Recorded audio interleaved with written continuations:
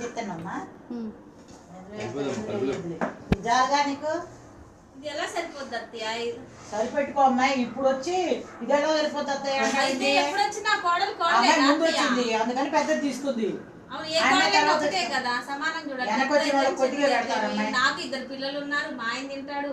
ఈ చిన్న గిన్నె ఎలా సరిపోతుంది? ఎక్కువ మా ఆయన తింటాడు కాబట్టి ఇంత బేషన్ కలుపుతాను. నాకు ఇది సరిపోదు, నాకు ఈ బేషన్ ఇవ్వండి. కోసం ఇంత పెద్ద బేషన్ కలపాలని. ఇంత పచ్చడి ఏం సరిపోదు, మీ అందరికన్నా మాదే ముందు అయిపోతుంది. అది ఇటు పెట్టండి. నేను అందరికన్నా ముందు కాబట్టి నాకు పెద్ద మీరు చెప్పండి. మీరు ముందు వచ్చారు కదా.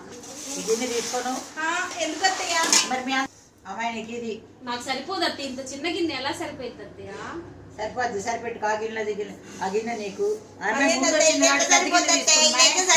ఎప్పుడైనా బంతికి ముందు రావాలి. మరి వెనక్కి కూపుకుంటూ వస్తే అంతే ఉంటాయి. మీ అబ్బాయికి ఇంత సరిపోద్ది. వాళ్ళకి పెట్టాలమ్మాయి మీకు చాలు మళ్ళీ మీ దగ్గరికే వస్తా. దీనికోసం నాకు పెట్టండి. కాదు